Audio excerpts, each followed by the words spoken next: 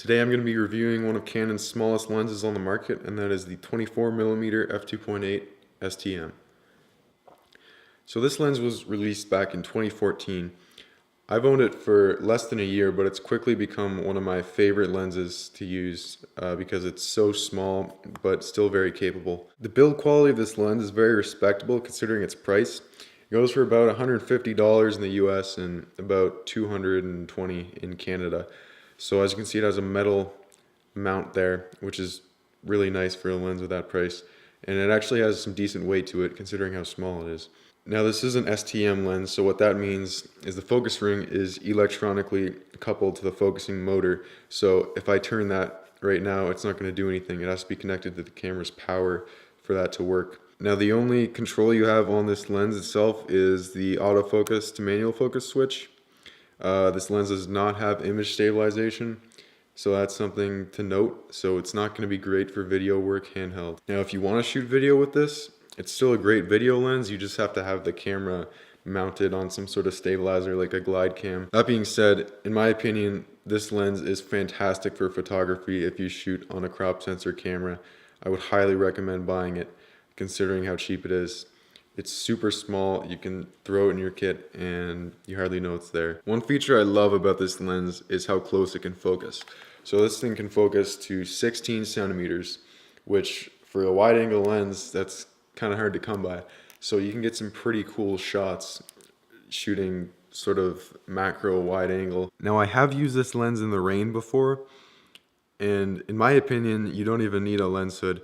This is actually a really nice lens to use in the rain because you can see the front element itself is really small in diameter, and it's also recessed a little bit. So it's actually a lot harder to get rain on the lens element compared to a lot of other lenses. Now this lens does have significant vignetting at its wide aperture of f2.8.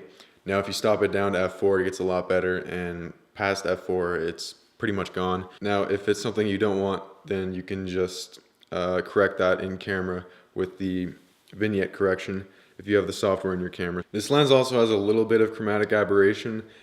I wouldn't say it's a huge issue. Again, if your camera has a software to correct for it, then you're probably fine. I haven't noticed chromatic aberration from this in a lot of my photos, so it's not a huge deal to me. Now another interesting feature about this lens that a lot of people may not really be aware of is if you remove the lens and flip it the opposite direction and just kind of hold it on there. This is amazing for macro. You can get super close.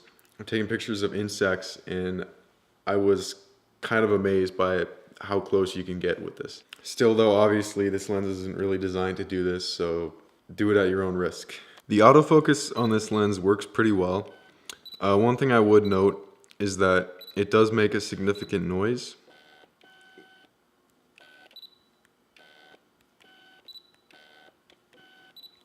So if you're doing video work with this lens, you're probably not going to want to use autofocus. But overall, the autofocus is pretty accurate, pretty fast. I haven't had any problems with it. I think it works well. Now, manual focus with any STM lens can be a little tricky sometimes because, again, it's electronically coupled between the focus ring and the focus motor. So there's a tiny bit of lag in there. When it comes to sharpness, this lens is respectable at f2.8. If you stop it down to f4, it gets significantly better, and if you stop it down to f5.6, the image quality is fantastic. I think this lens is great for landscape photography if you're shooting with it stopped down to f5.6.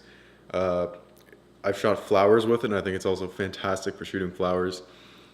And for people shots, I think you can get some creative shots with that too that look really good. So overall, I'd say if you shoot on a crop sensor Canon camera and you're interested in a wider angle lens that has a decent aperture for in low light, this is a fantastic lens for both photography and video.